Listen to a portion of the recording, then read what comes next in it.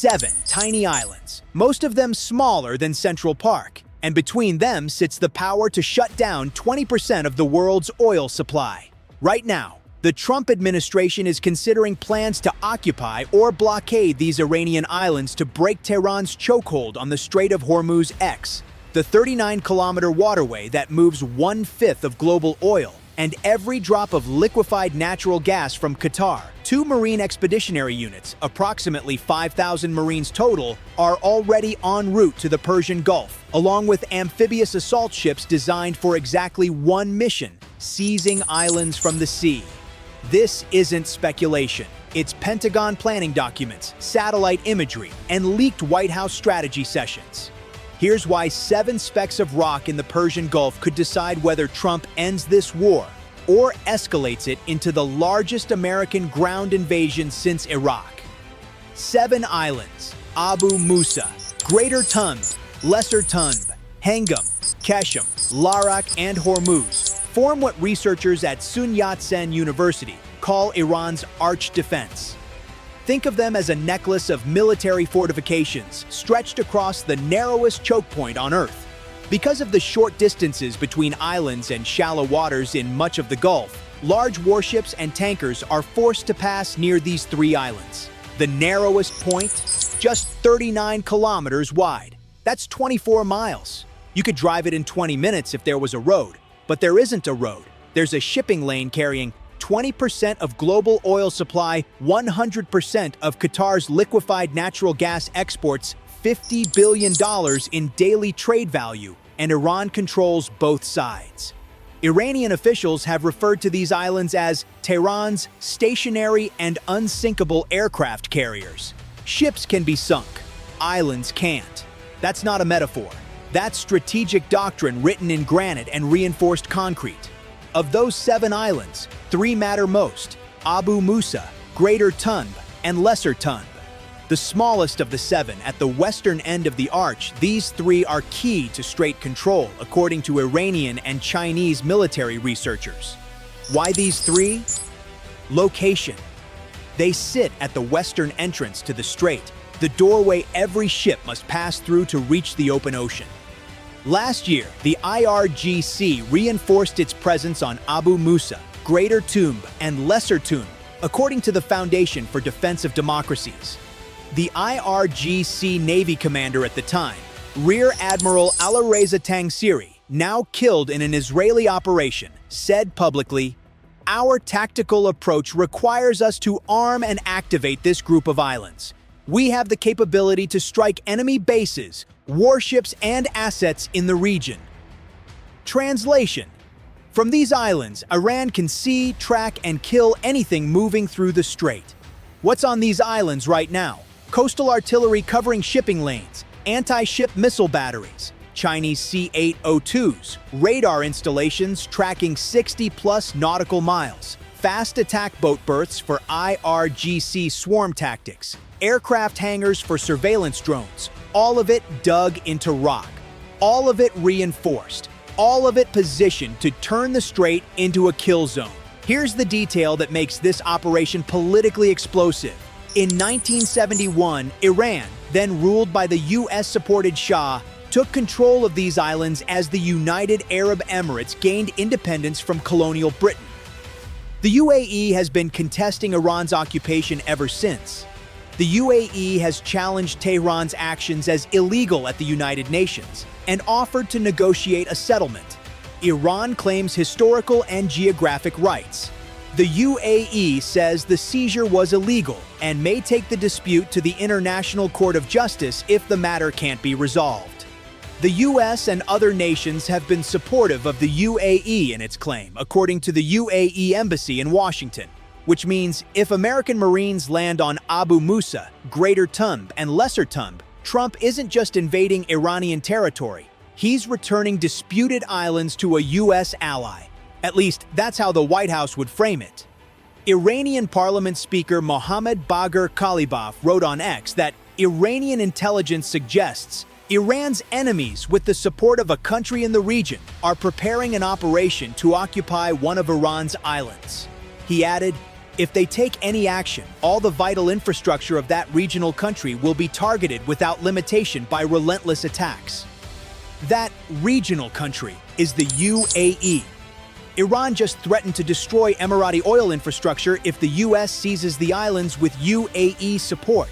The deployment adds to 2 Marine Expeditionary Units already en route from opposite sides of the Pacific. Unit 1, 2,200 Marines from the 31st Expeditionary Unit, traveling aboard USS Tripoli, along with amphibious landing dock USS New Orleans. Due to arrive in the region on Friday, according to the Wall Street Journal. Unit 2, the 11th Marine Expeditionary Unit, made up of at least 2,200 Marines, set off from San Diego aboard the amphibious assault ship USS Boxer on March 19th. Reuters reported the troops departed about 3 weeks ahead of schedule. Total, roughly 5,000 Marines and half a dozen warships converging on the Persian Gulf. Each expeditionary unit comprises approximately 2,200 to 2,500 personnel, along with helicopters, tiltrotor aircraft, and amphibious assault capability. What does that capability include? MV-22B Osprey tiltrotors, combat radius exceeding 700 kilometers, allowing rapid insertion of troops deep inland.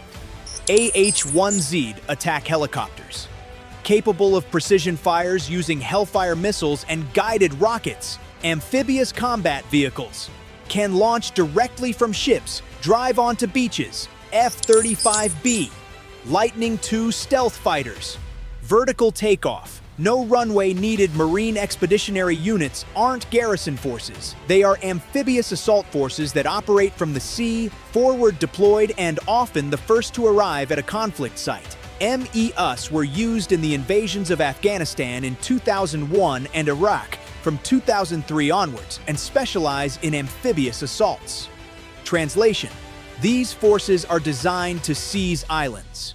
A March 24th report from the Institute for the Study of War said US and Israeli warplanes had begun attacking Iranian military infrastructure, including aircraft hangars, ports, and warehouses on Abu Musa, Greater Tunb, and Lesser Tunb. Exactly the kind of strikes that precede an invasio, according to Carl Schuster, former director of US Pacific Command's Joint Intelligence Center. The pattern is textbook amphibious assault preparation. Phase 1, degrade air defenses and radar, already happening. Phase 2, destroy coastal artillery and missile batteries, ongoing. Phase 3, suppress fast attack boat berths, a 10 strikes in progress. Phase 4, insert Marines via helicopter and hovercraft, pending. An occupational force of about 1,800 to 2,000 troops would be required to ensure the islands could not be used by the Iranians again, Schuster estimates. But holding the islands creates a new problem.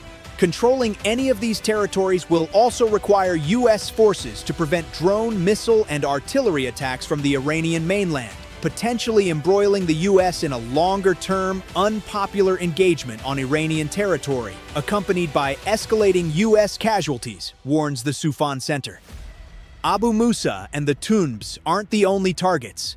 The capture of other Iranian islands, including Qeshm, Larak, and Kharg, are also on the table, according to Axios reporting.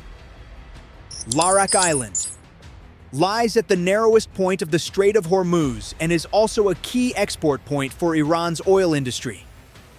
Iran uses Larak, which has a network of bunkers and attack craft that can destroy cargo ships, to monitor and maintain control over the strait.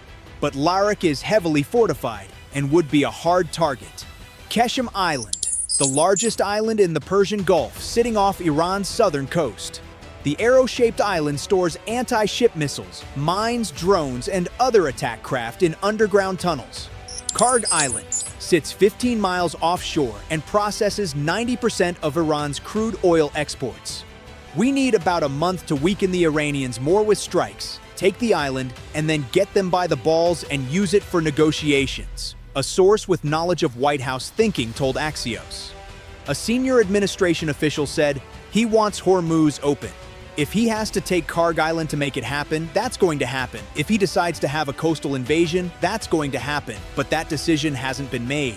H.A. Hellier, Senior Associate Fellow at the Royal United Services Institute, says Iran's leadership views the Strait of Hormuz as a leverage point, a pressure mechanism affecting global energy markets and international opinion. Control over the three islands for the U.S. would be geographic and strategic. These islands sit near the Strait of Hormuz, one of the world's most critical maritime choke points. Control over them has implications for shipping lanes, energy flows, and potential military positioning in any scenario involving reopening or securing the strait.